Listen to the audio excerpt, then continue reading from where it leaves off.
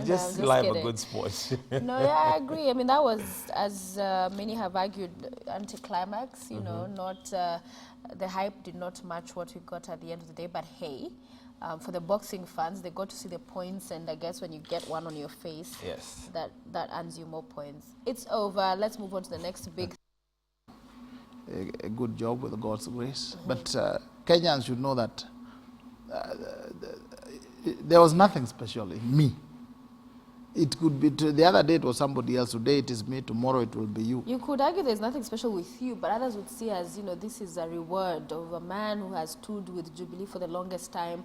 The tribunal did not pan out, so you've been waiting in the wings, and finally your opportunity has arrived, and here goes a state I corporation. think my support for the president has been more out of liking for him, for friendship, not waiting for any reward. I'm a practicing lawyer, and I really do not believe that you support a team in order for you to be rewarded. You support a team to win and then to see that the country is moving forward. Okay. It's not on the. I've never sat waiting for a position. My view would have been, if Kenyans are going better, if things are improving, then it is good. It's not me. It must not be me, myself, and I. Yeah. Because God has provided for me in various ways. Okay. So it was a pleasant surprise in terms of that I will also be able to make a contribution, but not that I should be rewarded for it. What did I do? After all, we came with very little votes from Lula. They took all of them. All right, so let's, I guess, begin on that parastatals and the appointments there. And Senator, let's hear your thoughts, because a lot of criticism from. In fact, exactly. court. First, congratulations.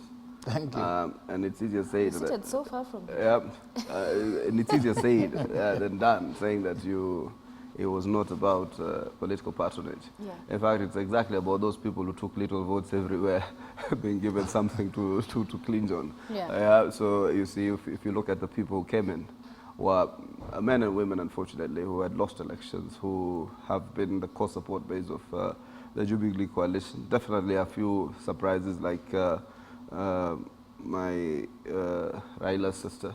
But out of that, I think we, as the senators had proclaimed themselves, there was need to wait for the parastatal reforms that were being envisaged to ensure that certain regulations were put in place, and also we needed to now insulate these government agencies from the political patronage and interference, because these are professional entities. They're supposed to deliver something. I am not in any doubt. For instance, I can talk and vouch for the competence and capacity for whether the council here to serve in that board.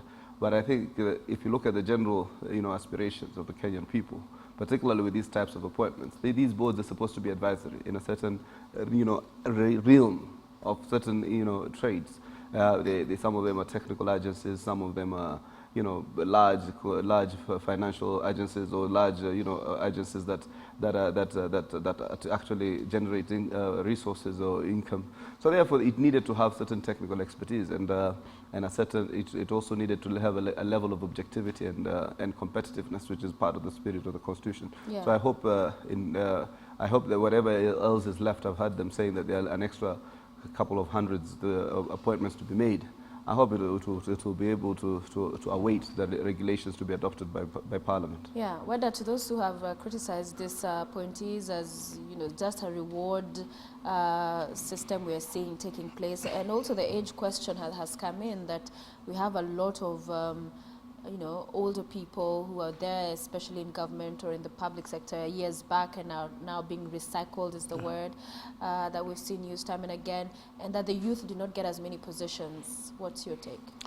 First of all, it would be very unhonorable of me being now directly interested to be called upon by my friend to get to a very defensive position.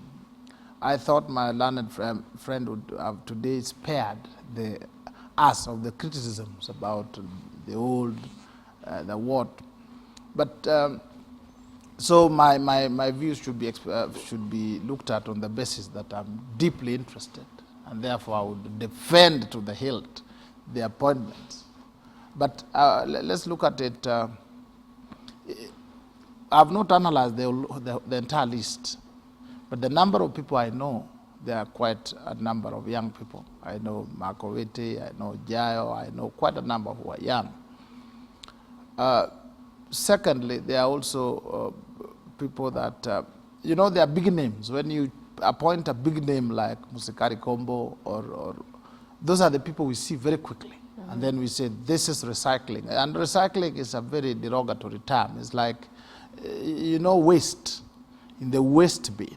Then you want to use it again, so you recycle. It's a very derogatory term.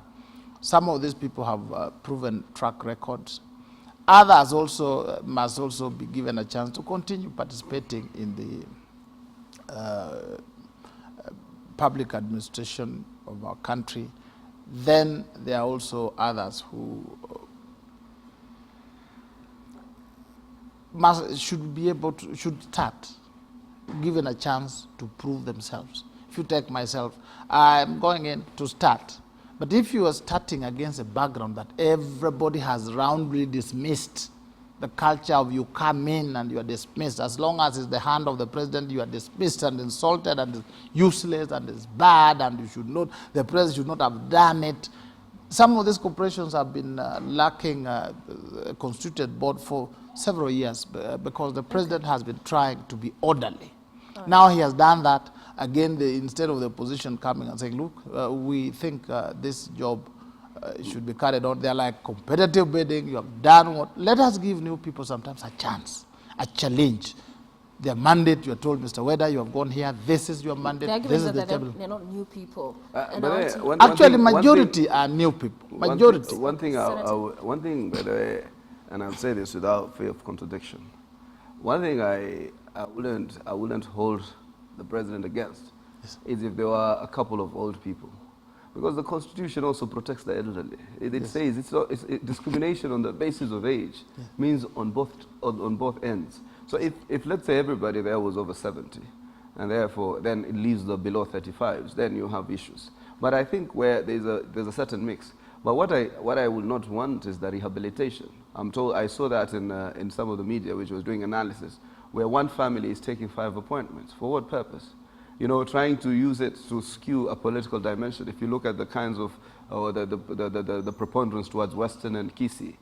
So what happens then, you realize that this is also a political net game in it.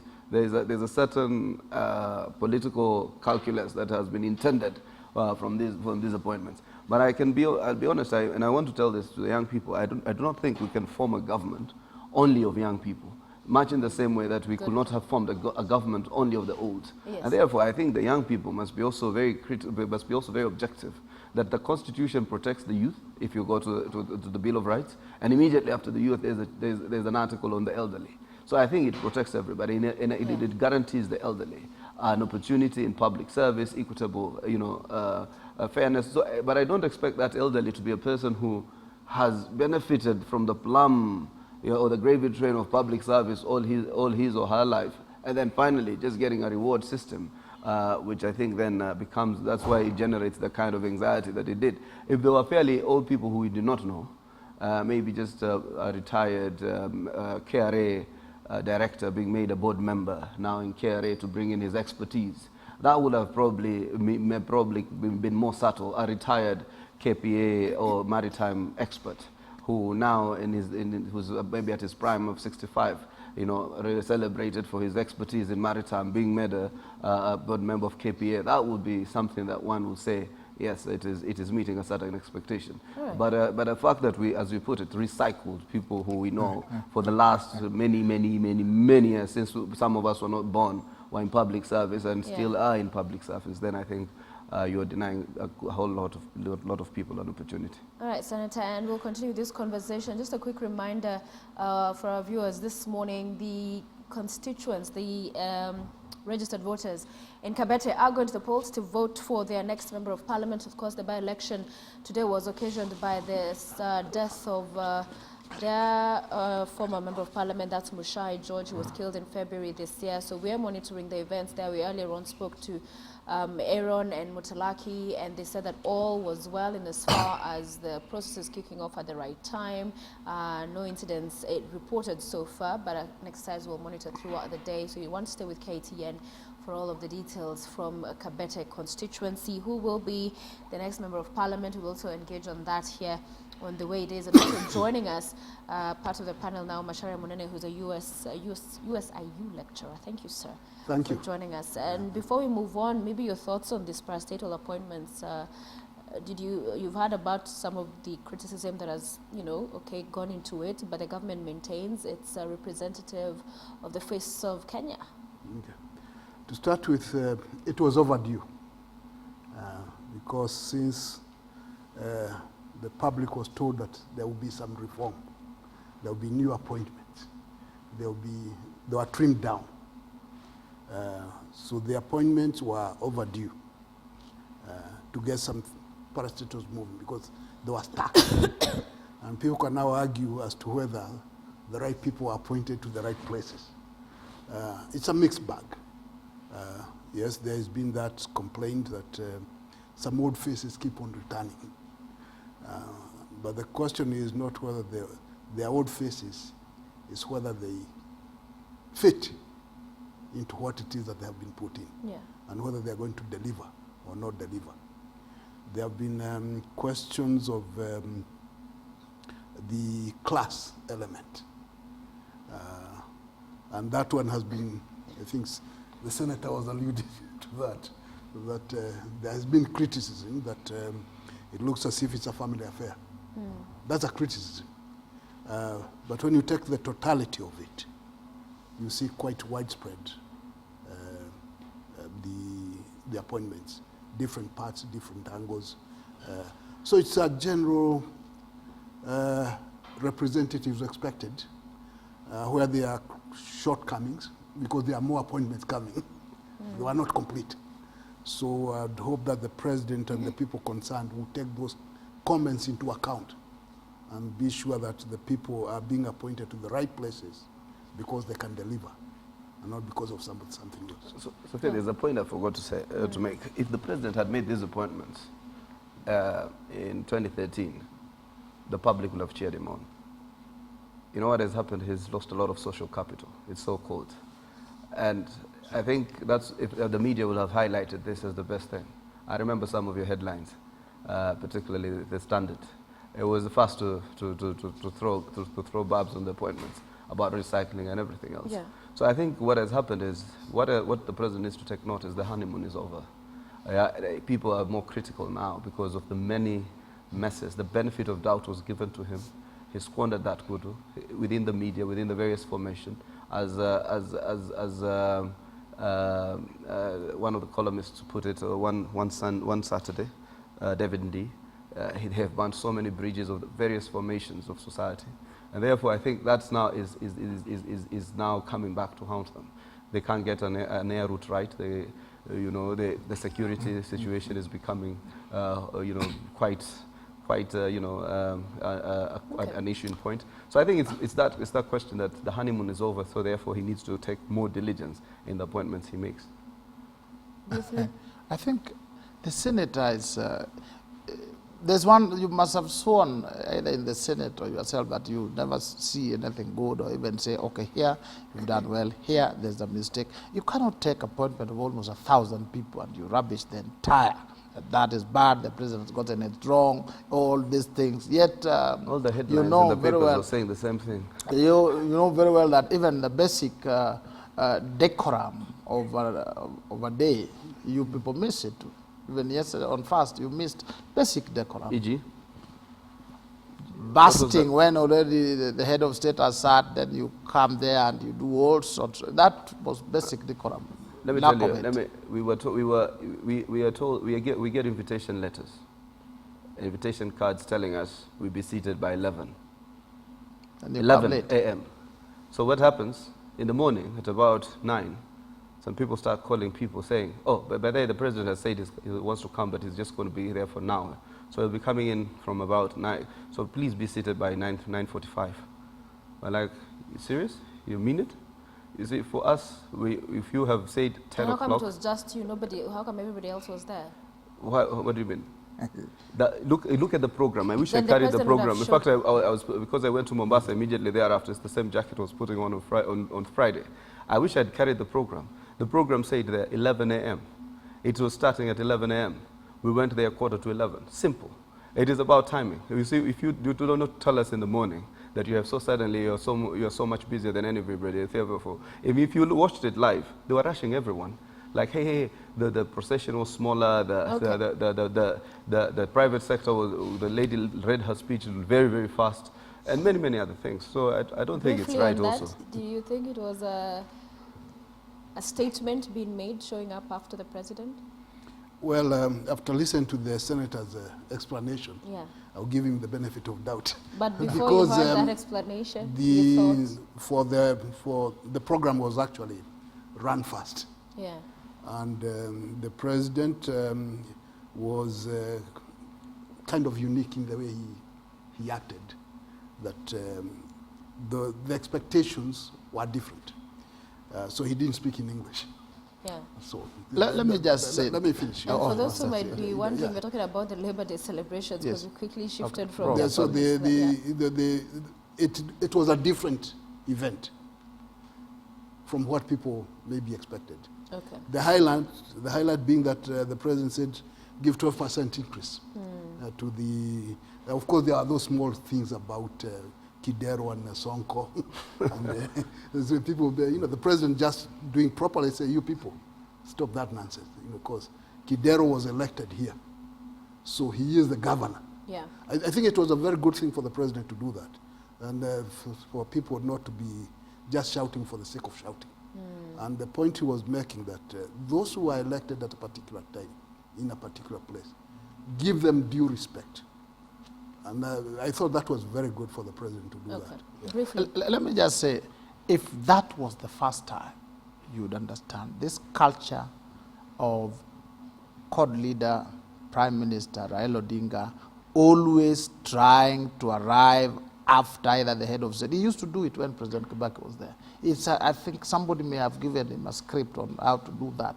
That is wrong, and I feel is misleading my future presidential candidate, also coming late and then trying. We have hopes in you, so don't learn bad manners. All right, But again, yes, you've already made your point as you far do as- not amend functions that invitations have been sent Okay. to a wide array of people at personal convenience. I do not Let's believe move on even to a president should do the that. Cabete by-election that's happening today. So one of the headlines here reading, anxiety for JAP as Cabete voters go to the ballot. Professor, is it anxiety for JAP, or as others would argue, is it a done deal? It's a no-brainer. Waitito will take it. Well, if JAP loses this one, the way it lost Kajiado, because it So lost you'd Kajiado. compare this to Kajiado? Well, I mean, this will be worse. But in terms of what's at stake and the dynamics... I don't think there is too much party matters that are at stake. It's a personality issue. You have Waitito, who is colorful in many ways, and you see who is running against him. The others just don't measure up. So for you, it's done. So it's a done deal. And that's why I'm saying it's for Waitito to lose. Not that the others are going to win. It's Waitito to lose. And at the end of it, the expectation is that Waitito will win. The margin of victory is another matter. Okay. Wiper does not have a candidate? ODM has, we have this business of not running more than one coalition candidate in any area. But I think we are doing it because we also want to demonstrate that we are not a party that believes in enclaves. You remember when we were running in the Homa Bay seat, none of the Jubilee affiliates decided to run. So it was an internal code dynamic. So even those who said they were not for the party, for the decision ODM made, were still saying they were still called candidates. Yeah. So I think here we said we must never balkanize this country. The coalition party, the coalition is a national party, And even if we get one vote or get no vote, but we must show presence wherever there's an electoral contestation. It's a no-brainer that the JAP will win. I would be surprised if they celebrate. You know, it's like I would be so surprised. The real contest for JAP is not this particular one, Cabete. The real contest was for them was Kajiado, and that's why the baby is stillborn, and that's why you are seeing this kind of anxiety also in Rift Valley, where there is almost a discontent towards joining the JAP. If they had won, maybe the dynamic would have been different. Yeah. But I mean, did you even know there was an election? Did you see the pomp? Did you see any color? Because it is just a coronation process, and I would be surprised if it goes any other way. But when we were doing the Kajiado, you saw the kind of anxiety, headline after headline. Okay. So even today, I think when I saw you going live, I asked you. I knew I totally skipped my mind. I asked you for what, and then that's when it struck me that there is a Cabete by-election going on. Okay. For you as well, done deal. Why didn't you go to campaign for your candidate down there? Sent people. I think I wish. Sent people. Which? No. You left him to his own. No, we said Sombra and a few other people. I wish Babayao. Yeah.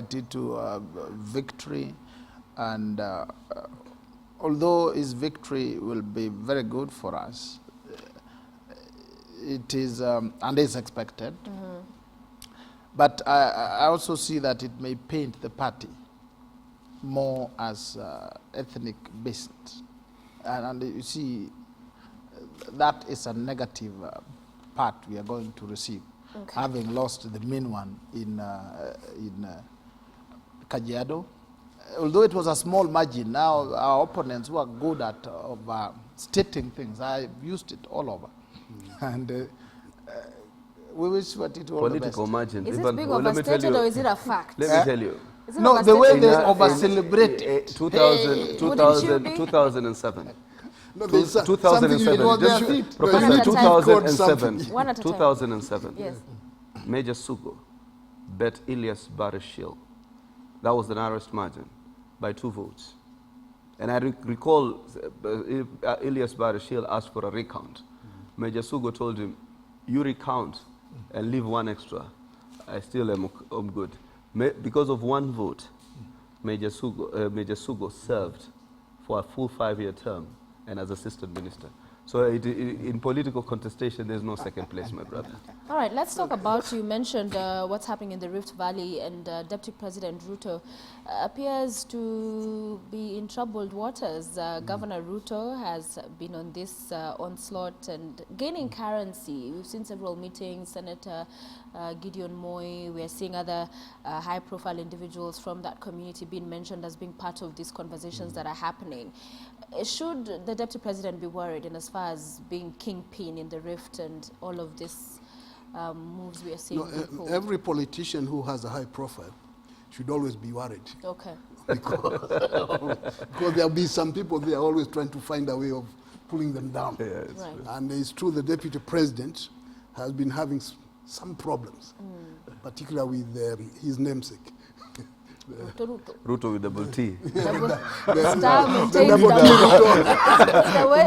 the star differentiates them. Yeah. In the media, we just added the T. Not the media. Comparatively, when you look at these people, the Deputy President is comparatively an upstart compared to people who are pulling him down. You know, when you go back to the records. And there is an element of envy here, that this young upstart has come up and taken over the whole thing. Remember when President Moi was in charge, he was in charge. And there was an assumption that maybe somebody of his choice who appear to be the leader. And then this fellow comes from nowhere and sweeps the board. So there are those who are politically older than the Deputy President. Yeah. And they feel they do feel something about it. And so some of them have been trying their best to cut his coat down a little bit. It's clear that the Moi family has had some problems with him.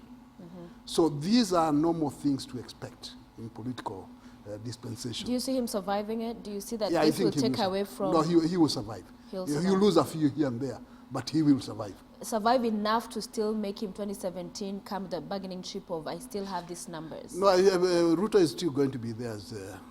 My expectation is that 2017 Nothing will is not an change? issue, because it will be Uhuru as a candidate and Ruto as deputy Okay. candidate, and they will sweep the borders.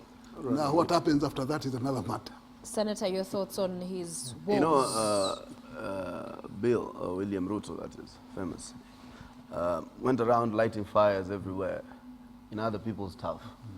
He's part of the engine about trying to destabilize CORD in the Coast region. We came in, we consolidated our territory. Right now, all they have is social media, you know, people who constantly are using it to discredit people. But outside that, I think in terms of consolidating the CORD cost dominance, I think we did fairly well to repulse that entry. So what has happened, Wazungu Sema, what goes around comes around. So now he's having a bigger problem than even we had, because you see, our problem was not the people of a certain stature. It was some lightweight politicians who benefit from fundraisings and a few other little things that were more enticing for them. Now they have two people, in my assessment. One who represents wealth, which is a critical element of political mobilization in Kenya today as it is. And then an extremely populist politician who is very appealing in his own regard, who has built a lot of capital as a defender of devolution, the Ruto with double T. So I think Governor Ruto is no person, not mashetani for that matter, because the Rutos are using the mashetani types. So, but Governor Ruto is not mashetani. So he has his base, and I think there's the dynamic of the intra-Kalenjin politics, which plays out about Nandis and Kipsigis and etc. If you look at the dynamic very well, and is backed by Senator Gideon Moi, who for us not only is the fact that he might be having some eloquence in English, he has a lot of eloquence in resources, and therefore it can be an extraordinary a fight in terms of supremacy. Okay. And if you hear that some of the evil geniuses, they're saying Uhuru himself is open to re-evaluation of the deal. Gideon vice presidency, or for that, because I mean Gideon's father has done for Uhuru much more favor than he's the one who brought Uhuru from wherever he was to politics. All right, what are your thoughts? I think the deputy president has basically one issue, and that is the ICC issue that is diverting his attention. And then his detractors are also hoping that ICC swallows him, then they benefit. That is how some people are coming up, the Ruto with double T, are hoping that this one is jailed, then I take over. But we know that the deputy president, if he focuses his attention, if the ICC issue was on the sides, he is consummate, eloquent, has a lot of energy, and would walk over all those people. And those who are thinking that the president would be leaving Mheshimiwa Ruto for either another Ruto with double T or somebody else, these people were there when the president opted for William Samoei Ruto.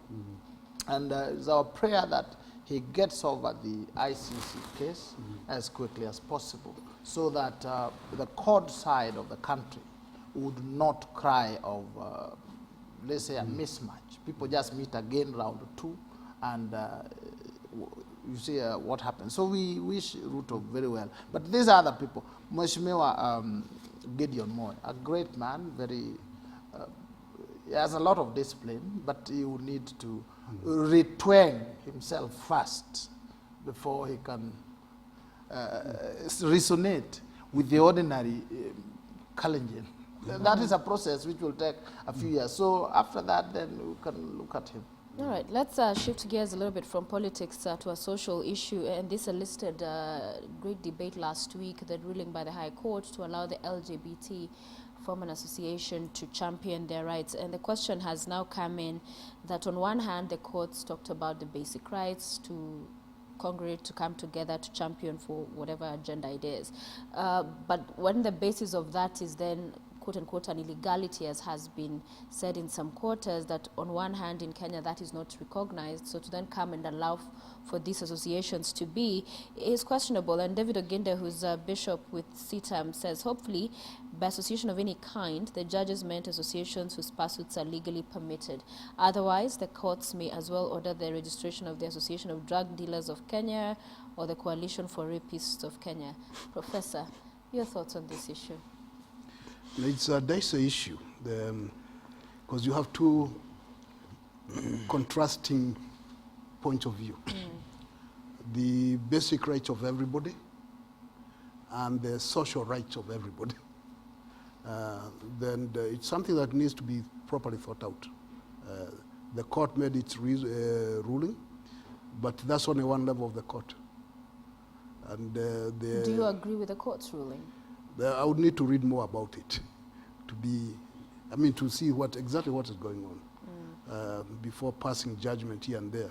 I know there is an appeal that's coming up, and how will the Supreme Court eventually deal with it, because it has to be dealt with at that level to make to give the guidance on this thing. And Ambrose here being the lawyer, he might be able to shed better light on this thing. Ambrose, will come to you. Not recognized in our constitution, but association being allowed to guard on the Bill of Rights. So how do you I think the balance court the two? was fairly being overzealous. The first mention of our constitution is God. You understand? Recognizing and appreciating that we are God's people. That is the first. Then the people. These are the rights that are enshrined in the Constitution are on the basis that you will be pursuing a legal and moral pursuits. It would not be some cataclysmic imaginations or things we learn from here and there. And as a Christian, I'll tell you, we are all, myself and Professor here and him, we are made in the image of God or Allah. And we are meant to come here to multiply in terms of getting more babies, multiplying our resources, being better. And that cannot come in through all sorts of actions or behavior that is a form of sickness. So a court trying to allow people to associate as gay is a mistake. If they said we are either tall people or medium-sized people or brown people, yellow people, fine. But gayism, lesbianism, all sorts of sexual, psychopathic nature is not legal. So I think the judge was being overzealous to say we are expanding rights, but you don't expand rights in the wrong direction. In a country like Kenya, you can expand them somewhere in Los Angeles. But here in Kenya, we have certain parameters because a society has to move in a given direction. And the deputy, Yes. president saying they have no place in Kenya. Your thoughts, Senator? In fact, one argument by Ambrose Weda captures my intervention on this matter. Since the time I was at the KNCHR, I never articulated the LGBTI rights. And I said it very, very sincerely, that I have rights too as a person. And my freedom of worship, of my freedom of conscience, forbids me to be complacent in terms of what the Quran says or what, for instance, the Bible says. So I see this general tendency of these things being rubbed into some people's throats. And if let's say today I stand up and say, because I do not recognize certain rights, you'll be called a homophobe. You know, there's all this jargon that is being developed, particularly by some of these rights activists around that domain. I have been very categorical since I said it in an international platform, and everybody told me, then you're not a true human rights defender. Then I said, so be it. But because also I need to be defended in terms of my right to worship, freedom of religion, freedom of conscience. It's all there articulated in the Constitution. And if I believe in Islam, and whether believes in Christianity, or Professor believes in Christianity, and Christianity says, thou shalt not be gay, why would you want to rub it in his throat to accept that there is something called So gay? in your opinion, the court erred? For me, I think the court is overstretching its imagination. What happens is, Kenya must realize, first and foremost, we have enacted a liberal constitution. Our constitution is a liberal constitution. And the courts have exercised what is called judicial activism, which is a fair enough deal in terms of trying to bust the parameters of jurisprudence. And therefore, I think once in a while we will be shocked by some of the decisions the courts will make. And I think that's now with the contestation. Even the United States, where we believe it's a society that has made 200 years of progress. Democratic progress. It could be progress in many other ways. Some might not be progress, it might be regress. So I think what happens is they are still battling these things out in the Supreme Court of the Republic, of the United States. Yeah. So for even here, I do not think you must expect Sophia or Michael to come and say, yeah, we are gay rights activists. It's not fair. So even in the United States, there is the conservative group of people, and they continue to preserve a certain area which they call public morality. And there's the liberal groups. Therefore, the liberal groups have their articulation about what they believe, and we have an articulation about the conservative nature of our society. All right, Professor, the President has been in Sagana for a number of days. That again has gotten very many people to start figuring out what it is that is informing his stay there. But one of the elements and subjects of conversation has been that a reshuffle is imminent. That we've seen those who have said that the cabinet secretaries who now stand suspended by virtue of being implicated in the list of shame should not be reinstated, that he should get other people to sit in. He's halfway past now his mark as president. Do you think this is what he needs to perhaps start heading in the right direction for those who've argued the country is heading in the wrong direction? There is serious need for rethinking almost everything. There's no question about it. And the retreat to Sagana, it's welcome.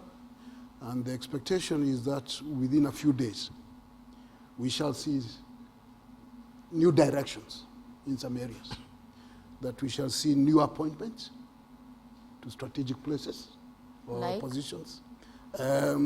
Maybe the expansion of the cabinet. Further expansion, we already have one more. The Constitution allows 22. Correct, so 3 more. And still have 3 more. Maybe the new people to be appointed, whoever they are people that people can say, yeah, that one is here, to that place and that kind of thing. Build up on the confidence base. We need to still confidence in the area of security, because the general picture is that we have a problem. And what would inspire confidence? There's already changed management, so what else? Well, I think there's need for a good campaign. There has not been adequate campaign on how to make people feel secure. It is true that the sporadic attacks, actually they are not quite sporadic, they appear as if they are well organized from one place to another. And the image is that there is a campaign to discredit the government as constituted and show it that it is not capable of protecting its people. The ultimate goal for that is another matter. But these attacks are not just random. And they seem to be well coordinated in such a way that when people start raising questions, can this government protect us? That is a very serious question. Questioning the legitimacy of the government of the day. Okay. So there is need to do some serious campaign to ensure that the legitimacy, sense of it, is legitimate to the public mind, and not to increase this questioning habit. Is a reshuffle what we need going forward, madam? Is a reshuffle what the president needs to consider going forward? I think 2 years, almost halfway through, because this period will be about 4 years. Halfway through, the president and his team must sit and reevaluate and see where we have gone wrong, what things have not been done right, and look at what needs to be done in the next level. So it's usual, be it here, be it in America. So what the president is doing is looking at what we've done. We have had several failures. We have also done very well, except the opposition has been very good at pointing out the failures, but not saying, here you've done right. There's also the element of national integration. We need it more than ever before.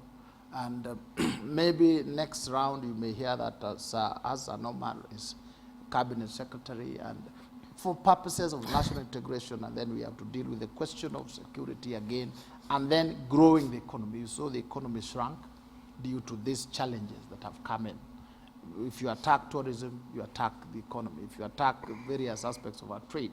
So all this the president is looking at, then he comes up with another program that will do us 2 years. I had also pointed out earlier that although the heat was too much from our brothers and sisters, the president also needed time to settle. For a whole year and a half, he was battling with ICC. You can't rest, you can't even sleep. And then you have a battle with Al-Shabaab, he's the commander-in-chief, we are at war in Somalia.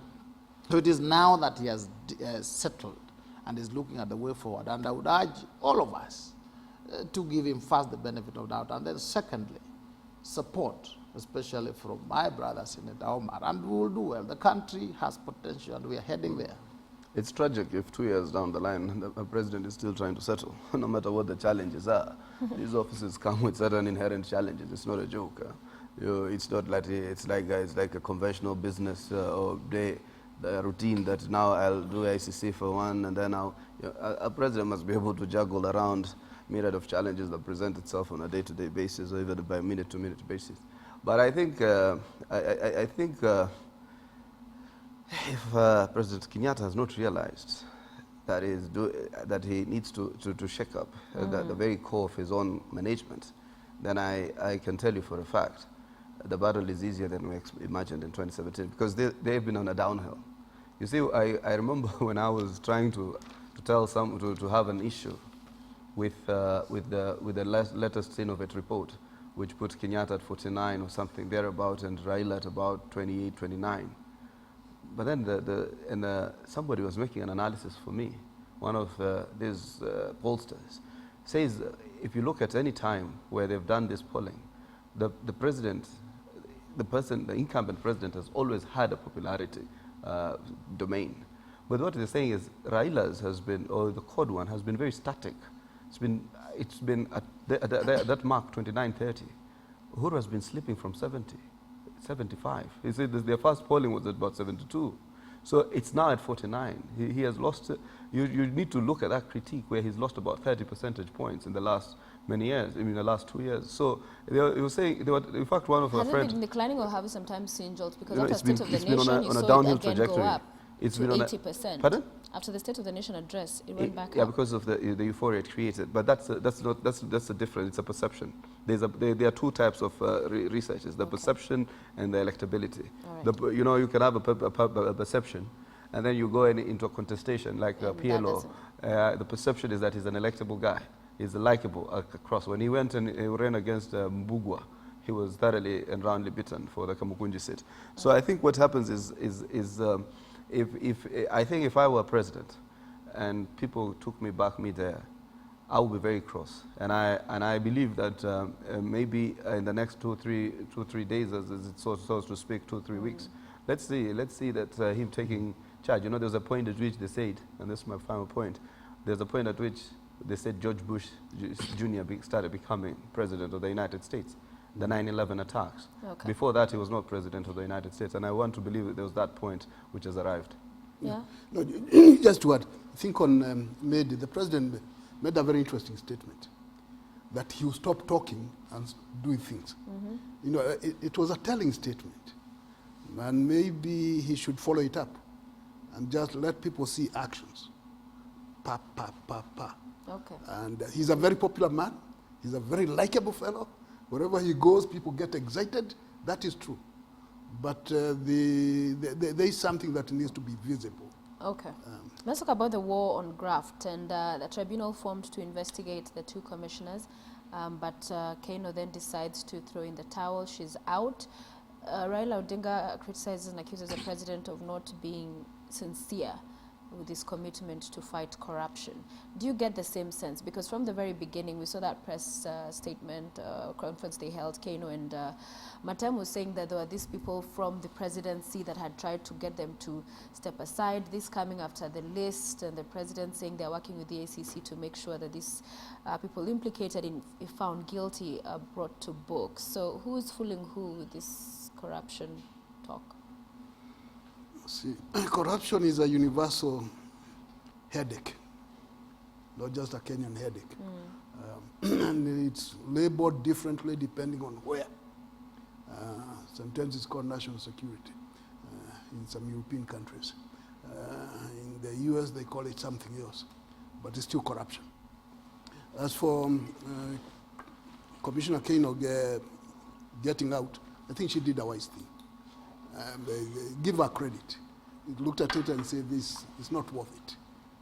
And there comes a time when somebody has to say something is not worth it. Her credibility is on the line. So she says, I don't want it. So in that sense, then the tribunal has been lessened its work, because whether to find where there was or there was not is another matter. That is a different way. So the tribunal is okay. It's followed the procedure. That's okay. What it will come up with is another matter. But I commend Kano for saying that she didn't want any more of these things. Now, is the president serious? I think he is very serious. And as they say, this animal is so huge. It's a hydra. It's not just. And you chop here, a head comes up this way. You chop here, and those who are criticizing it, when you look at it, they are steeped into the whole thing themselves.